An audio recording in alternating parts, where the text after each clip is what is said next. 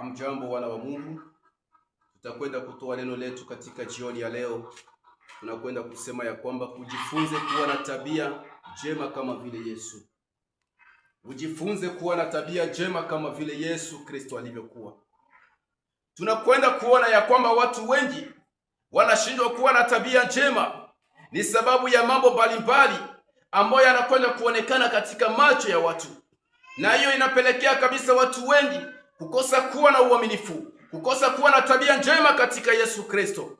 Tutakwenda kuona ya kwamba kuna mambo mbalimbali ambayo yanaelekea watu kukosa kuwa na tabia njema, kukosa kumtambua, kukosa kuwa na mambo mazuri, kukosa kuwa na tabia njema na watu wengine, sababu ya mambo madogo yaonekanao katika macho ya wanadamu. Hapa tutakwenda kusema kuhusu pesa.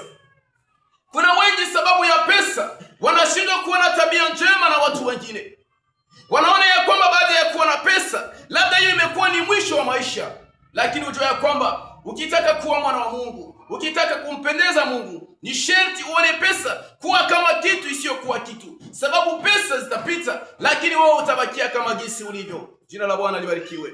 Neno la pili tunaenda kuona ni urembo. Kuna watu wengi sababu ya urembo, wengi wanashindwa kuwa na tabia njema. Wakati akijitazama na kuona mafacebook kubwa, anatembea mzuri, anaona ni mrembo, anashindwa kuwa na tabia njema na watu wengine sababu ya urembo. Lakini ujue ya kwamba urembo utapita na wewe utabaki kama jinsi ulivyo.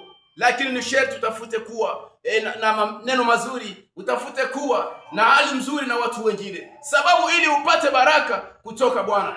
Tutakwenda kusema kuhusu mafacebook, kuhusu cheo. Kuna watu wengine wanashindwa kuwa na tabia nzuri na watu wengine sababu ya cheo. Wanajua labda cheo itabaki kama jinsi ilivyo, lakini ujue ya kwamba hiyo cheo ipo siku utaiacha.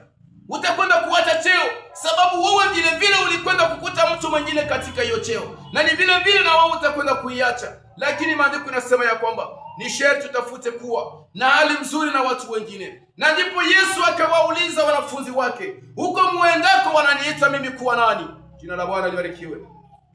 Wananitambua mimi kuwa nani? Wananiita mimi kuwa nani? Na wewe maandiko au maneno ya Mungu inakuuliza, je, na wewe uko nani? Katika maisha yako unajitambua kuwa nani katika watu unaoishi nao na katika hali yako ya kiroho?